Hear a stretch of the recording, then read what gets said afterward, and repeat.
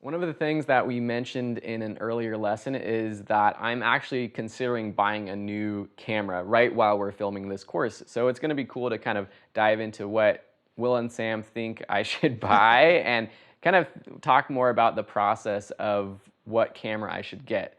So I guess first let me explain where I'm at, and then I'm going to ask you just right off the bat what camera you think I should buy. Sound good? Sure. Sounds good. Let's do it. Okay, so actually I have my camera right here. This is my Canon 70D. It's sort of a mid-range prosumer camera. It's a little bit more expensive than the Canon T5i, which we've been using in this class. It's a step above that Rebel series, but it's also not the latest model in this series. They have a Canon 80D. As you guys know, I've stuck with Canon for a while.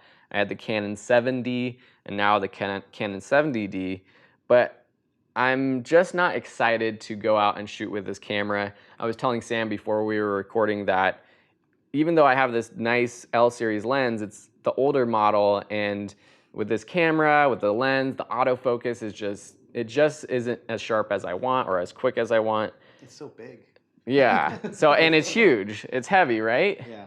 And by the time the class comes out, I'm gonna have a family. My wife is pregnant with twins right now while we're recording this, which is crazy. And I haven't told anybody yet. So by the time you're watching this, this is old news. But I want to have a camera that I can, take everywhere. That's easy and fun to use. That's smaller. They can take photos of the kids with. Yeah, exactly. So I don't know.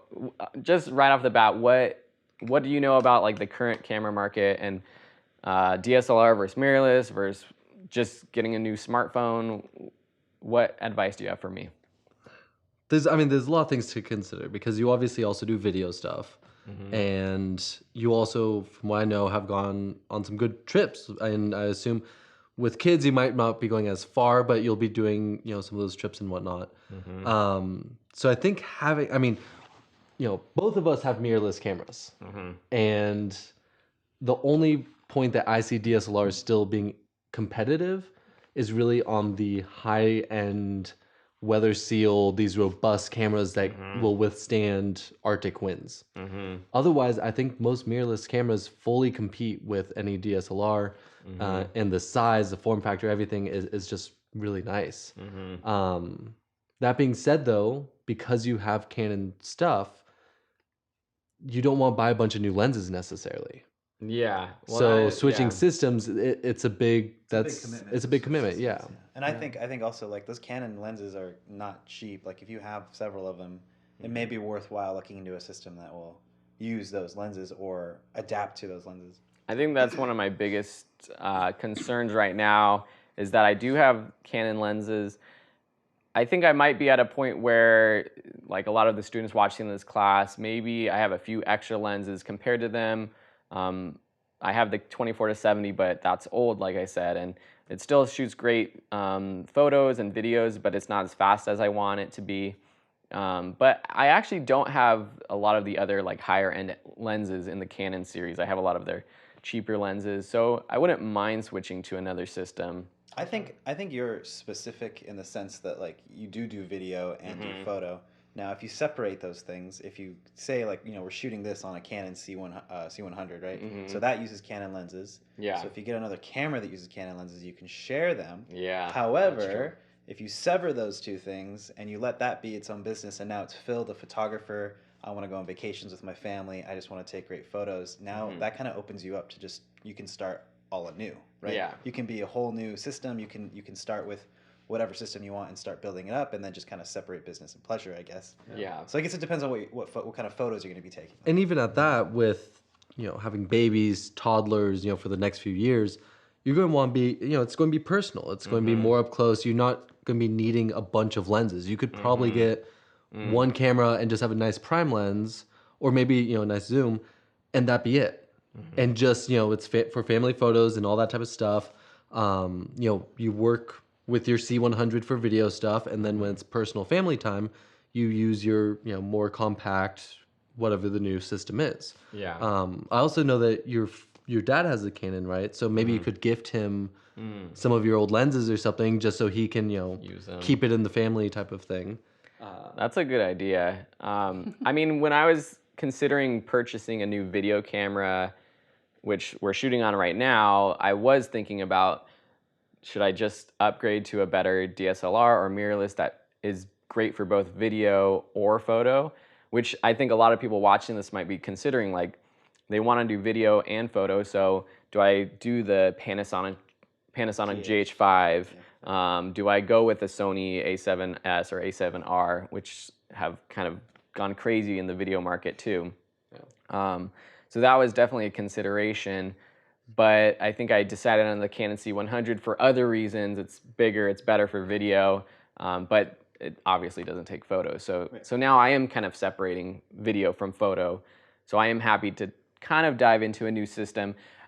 I guess right now, knowing that you use Fuji, you use Sony, I've used Canon, there's obviously other options out there. There's Nikon. We both shot Nikon for a long time. I mean, I was on a DSLR Nikon my entire like photo up and coming career. Like what I've been shooting professional photos for 10 plus years now, and in the last year and a half, 2 years, I've completely switched over to Fuji. Well, because for the first time they can compete. Yeah, it's the first time where a mirrorless camera for me is held up to the standards of a DSLR.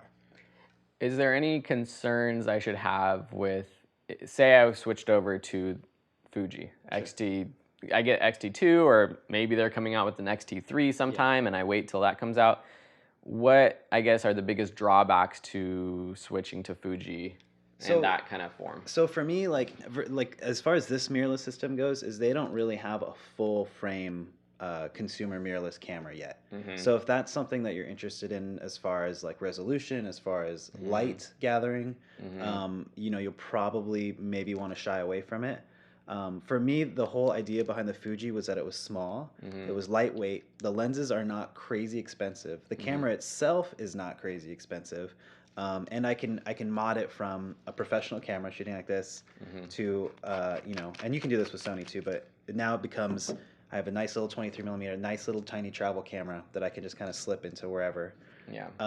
As far as concerns go, I think the full frame to me is really the only thing that like will sort of like change your opinion on it. And it does good video, but it does not do as good video as the Sonys would do for like by far, for sure. But again, if you're severing that, and we're just talking about photography here because it's a photo masterclass, I think it's fun. And on top of that, for me, Fuji just brought back the fun to taking photos, because it's all manual. It's you know, it's like your old film cameras, and it's just, I don't know, it's just fun. And to me, that's a really important thing. If you're gonna be taking photos, you want to make sure that you're still having fun with it.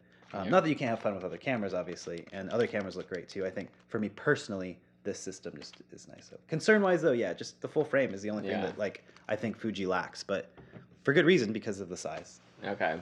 And I mean the quality of the Fuji glass, from what I've seen just using your camera, it's for the price point and everything, it's pretty incredible. Yeah, I mean, you can get almost all the same prime lenses for I wouldn't say half the price of most DSLR lenses, but like pretty cheap, like 2/3 the price at least. I mean, it's definitely cheaper. Yeah.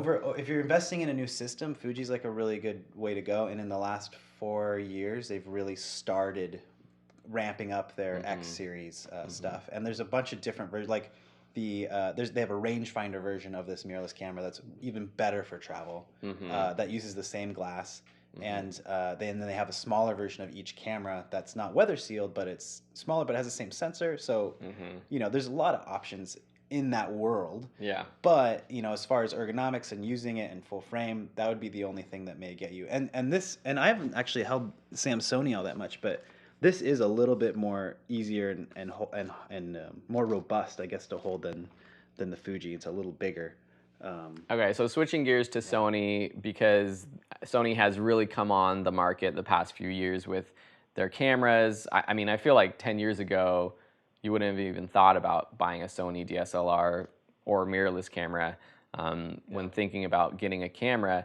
So I've used the Sonys, and I'll be completely honest, and you guys know this, that I've tested both your cameras out, and I actually preferred the Fuji, but I feel like Sony has so much going for it. Yeah. So what's your argument for hopping on the Sony train? Well, so I definitely hopped on the Sony train because of video. I do both. I would say I do both equally even. Um, the Sony A7S, hands down for video, like way to go. But we're talking photo, and that's why I love this camera. I just got it. It's the Sony A7R III, 42 megapixel, full frame. I mean, it's massive. But you can choose to shoot in lower megapixels. Yeah. So I just had a family trip to Peru, and I was going around taking these photos. I can print those photos now. I'm printing one for my family, and it looks amazing when you blow it up and print it at a larger scale. Yeah. Of course, not everyone needs that though. And a 24 megapixel image, you can still blow that up plenty big and it'll look great. Yeah. And I think so. The thing that I realized when I used it, because I took it on a trip to Australia, and I was so not used to it that I didn't have fun using it. And I was also using an adapter with Canon glass, which was slow and annoying to try to get focus. Yeah. And so I feel like I didn't set myself up for success when testing it out properly. No. And I would like you to take it out again because I feel like it deserves a second chance. Actually, the Sony glass that comes with it, if you use native Sony glass on the A7s, it moves so quick. This it is so fast. the fastest. The A9 is actually a bit faster, but these cameras are the fastest autofocus cameras. I mean, the system's incredibly fast. Yeah. Maybe built-in lens rangefinder or point and shoot type things might have slightly faster. There's the smaller A6300. Yeah, which is crazy fast as well. That's a good camera too. Yeah, it's a really great camera. But this, I mean, on a professional level, this is, an incredible camera. I will say the drawbacks, I love Fuji's layout. I love that you have shutter, you have ISO, you have lenses that pretty much all have the f-stops or iris control on the lens. It's a really nice, it is that sort of classic style. And people might say, oh, well, it's digital age, I don't want classic styles. Well, no, like they It's did it fun, like that it's because easy. it's simple. Yeah, it's right there. It's easy to understand.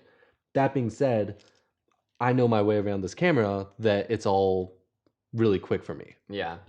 I have my shutter here. I have my f-stop here. ISO is a quick button away.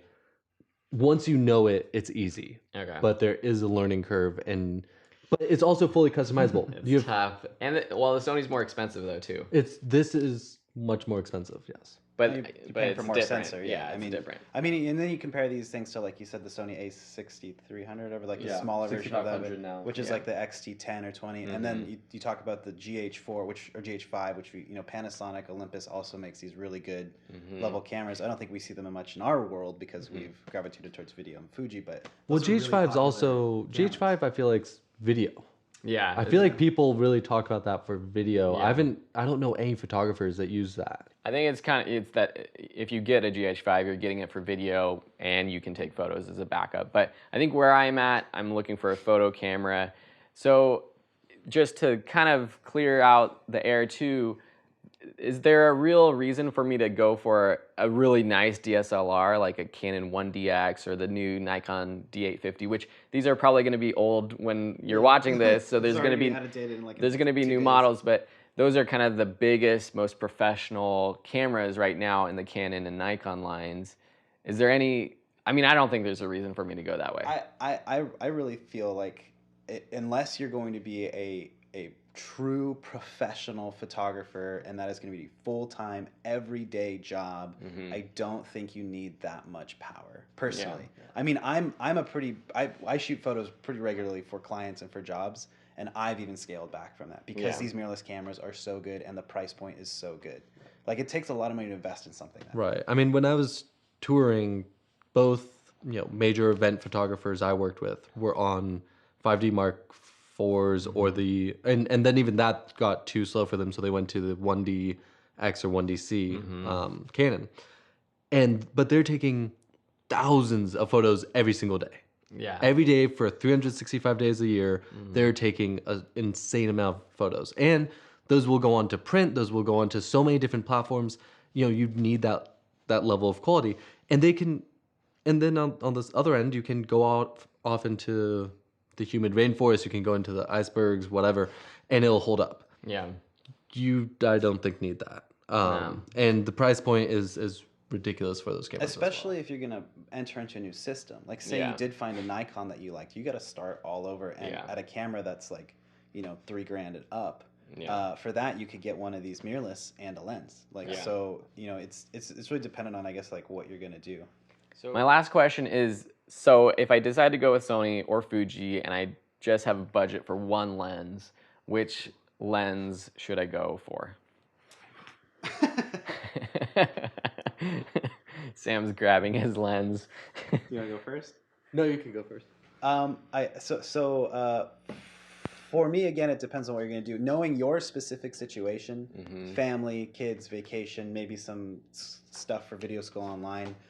Most of the Fujis on my end will come with a kit lens. It's actually one of the best kit lens I've seen throughout my photo career. It's an 18 to 55. I think it's just like any other kit lens where it's like, a 3.5 to 4 when you zoom in. That's a pretty solid lens. That being said, with what you're doing, you could get, like, this one's a 23 millimeter. Sensor, It's only about $500. It feels like a 35 millimeter. It's a great walk around lens. This plus the kit lens that will come with your Fuji is like a fantastic starting point. And then you just go on from there. What you want? Do you want to do more landscapes? Get a wide. Do you want to do more, portraits? Get the 56 millimeter 1.4. So out the door, an XT2, which is the top of the line sort of mirrorless for Fuji right now. I'm sure it will change in the next week or two. This with the kit lens and this, you're walking out the door like $3,000 to $4,000. Okay. And so you've got like a whole system, 2 lenses, ready to go. Got it. Okay. And on the Sony side? I mean, there's so many different Sonys out there right now. Yeah. There's the A6500, the A7, the A7R, all of which I think are good cameras. Each, go up about $1,000, and the benefits are alongside that. The A6500, my cousin has. I've played around with it. It's great. Autofocus is incredibly fast. I think it's it's not nearly as many megapixels, obviously.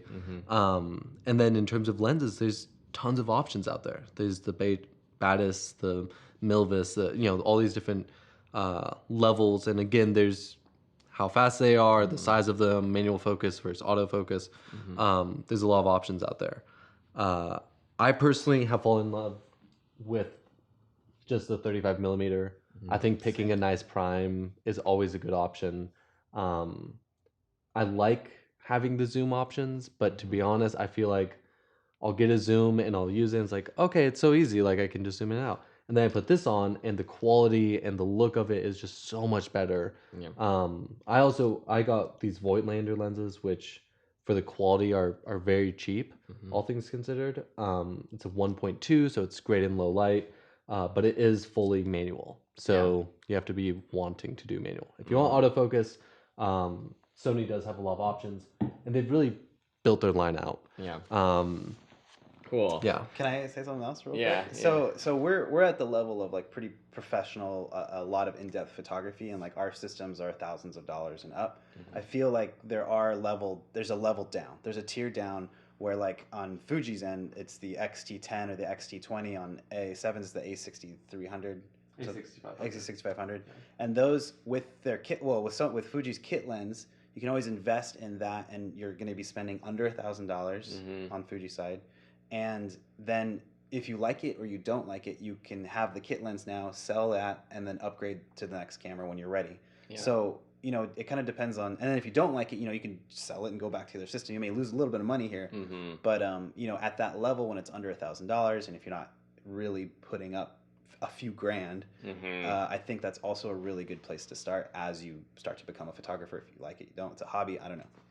All right, so basically similar to all the lessons of this class, there's no perfect camera for me, but I think I'm definitely in the mindset of a mirrorless camera. I don't know what I'm going to get. Pick? I don't know what I'm going to pick. I feel like I'm going to have to, to be honest, I want to know if the XT3 is coming out. They're actually coming out, and again, this is going to change. This is so time sensitive. But as far as I know, Fuji rumor is that there's going to be a new XT2, like S or XT2 something, and it's going to have optical stabilization inside it, not in the lens, which will allow for like longer exposures, handheld, like a lot of cool stuff. But That being said, there will be an XT3 Yeah. probably within the year. I mean, Too. and that's the other thing is, and price point aside, the form factor of the Fujis is really nice.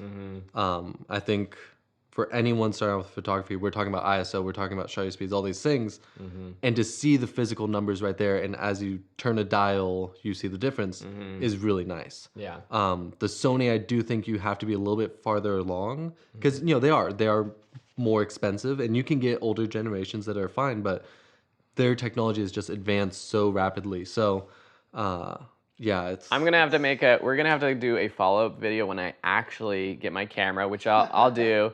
I can't make a decision right now, but I am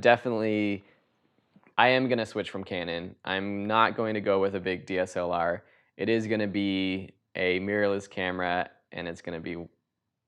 I don't know. I think maybe I'm gonna look at the 6500, the Sony 6500, or if there's a new model, and then it's probably gonna be that or maybe the XT2.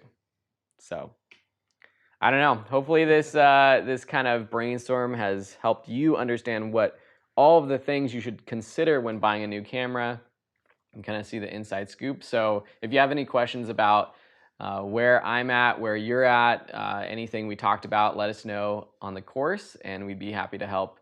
And yeah, hopefully you enjoyed this video.